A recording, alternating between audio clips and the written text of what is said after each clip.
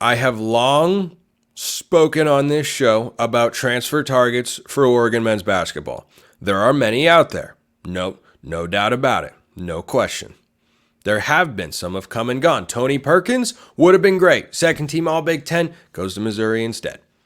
Umar Ballo would have been great at center. He's going to Indiana instead. Well, here we are again with another high-end transfer target that is perfect for Oregon, and it's a name you may recognize, TJ Bamba. I would get way too excited if TJ Bamba comes to Oregon. The Ducks are reportedly in the top 6. We'll get to that in a moment. Why would I be so stoked? Twofold. Number one, 6'5", 205 pounds. So that fits the exact athletic profile of what Oregon is looking for to replace Jermaine Couisnard, who was about 6'4", 215. Right? Not just some skinny guy who's got a little height. No, someone who's got a little beef to him, got a little meat. 10 points per game this past year at Villanova, and I'll touch on that in just a sec as well. Shot 37% from beyond the arc. Oh, man. This guy can score. This guy can score. Now, the year prior at Washington State, he averaged just under 16 points per game. And Bamba is one of those cases that those who are against the transfer portal would bring up and say, see, the grass isn't always greener, and there's no pushback here. He went to Villanova, which has been a national championship caliber program. They won 2 titles in 3 years with Jay Wright. Haven't had as much success since Jay Wright retired. Surprise, surprise. But Nova has still been a bigger basketball brand than Washington State. Well, Villanova did not sniff the NCAA tournament this year, and Washington State was playing in the round of 32. And if you hear that and go, see, that's why you need to stick it out when you have a good thing. I'm not going to argue against you. Washington State was a really good team. And they got to the round of 32. They lost to a good Iowa State team. Would they have been in an even better spot? Could they have had a better chance to make the second weekend if TJ Bamba had stayed? Yep, absolutely. But it's a mercenary world out there, and Bamba is in the transfer portal. So he would be utterly fantastic. Dana Altman is familiar with him. Oregon fans listening to or watching this, you're probably familiar with him. Why? Because he's, someone who killed the Ducks a couple of seasons ago. Guy is a fantastic player. Size, shooting, I think he defends pretty well too. Here's the tricky part. This is, I want to get excited about the possibility here, but I talked myself not entirely into Umar Ballo, because I looked at that and said, boy, he's from Mali, and Fale Dante is from Mali. Dana Altman has played against Ballo. Ballo's played against Dana Altman, saw the success he had here. Certainly those same elements are going to apply in TJ Bamba's recruitment, and maybe having Tony Stubblefield officially on staff full-time is able to help Oregon push this one over the top. Here are the list of programs that Bamba is reportedly considering or down to in a top 6. Let me know if anything stands out here. And if you pick up what I'm putting down, props to you. Oregon, Florida, Memphis, Stanford, Kentucky, and Louisville.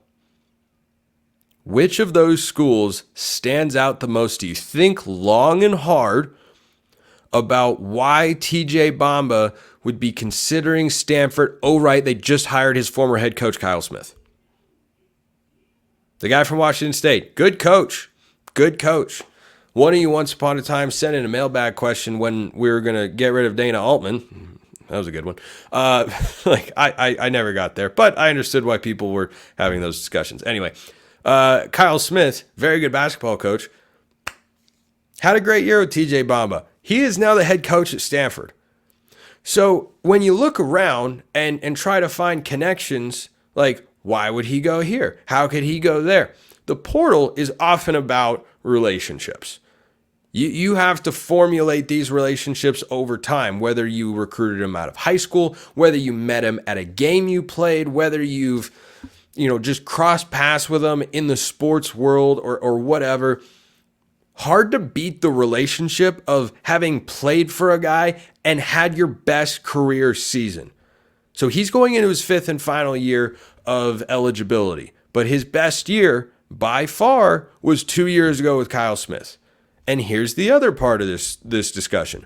Stanford is trying to rebuild because Jared Haas didn't do a great job there and, had some decently talented players just underperform. But Kyle Smith, like most basketball coaches, what's he going to try to do? He's going to try to bring guys in via the portal. He's going to try to bring in players who he knows, who he's familiar with, who he is able to coach. Look at what he did, or look at what Mark Madsen did at Cal. Mark Madsen brought in a guy like Fardaz Amack, who'd played for him at Utah Valley. He brought in a guy in Jalen Cone, who played at NAU and had played against Utah Valley, I believe, once or twice in the past. How much success did Mark Madsen have? A lot. Cal was much better. Cal beat Oregon in one of their 2 meetings this year. Shouldn't have, but they did, down in Berkeley at Haas Pavilion. So I think that for the Ducks, this is someone you got to go after hard. There are still a lot of names.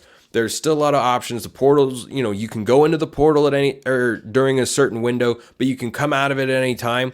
So I'm not worried that Oregon will never add someone out of the portal, and you'll be looking at Des Lindsey, the JUCO transfer, as the starting 2 next year, either him or Keyshawn Barthelemy. I'm not worried about that proposition. I do think as time goes on, the high-level guys are going to continue to get picked up. You can get other guys who are good, but are you going to get a guy the caliber or someone who has the potential of TJ Bamba? No, that's going to be a more difficult proposition. So I would love to see Oregon get Bamba. I think it's going to be tough. One thing that could work in their favor that I kind of just thought of as I'm recording the show is that Stanford and transfers go together like oil and water. They do not mix. And it is immensely difficult to get a transfer admitted to Stanford in both football and basketball. I think basketball has historically had a little bit more success in that department, but it is not a cakewalk to go and just play at Stanford if you want to transfer there via the portal. So we'll see if that works out. We'll see if that works out for the Cardinal and if they're able to, because I have no idea what the qualifications are or whether or not Bamba could, get in. Because remember, he'd be a student there. And this may shock you, but most college basketball, most people are not, myself included, are not smart enough to get into Stanford. And maybe they ease the requirements a bit, but that has not historically been the case. So that's the one thing that could work in Oregon's favor in that regard. And if Bamba wants to then come back out to the West Coast, let me read you that lineup of teams again. Louisville, Kentucky, Memphis, Florida, Oregon, Stanford. So 4 teams back east and 2 out west.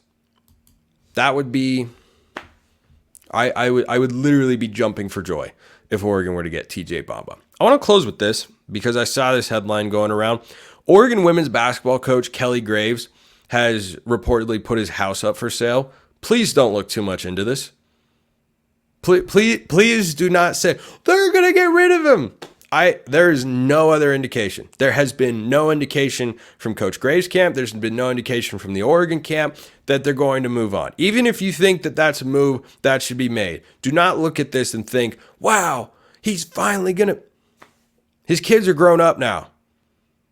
He's probably got a house. My parents, after I graduated high school in 2016, moved from Lake Oswego up to the Seattle area. Guess what? The house they got up there, lots smaller than the one they had when, kids were running around all the time. It turns out you don't need as much space when you don't have kids in the house. I know it's a crazy concept.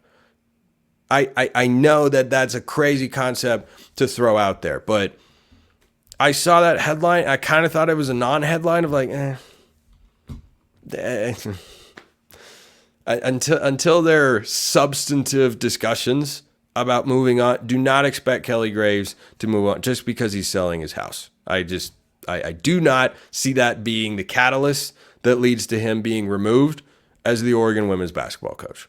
Appreciate everyone listening. I'll see you next time. Have a wonderful rest of your day and go Ducks.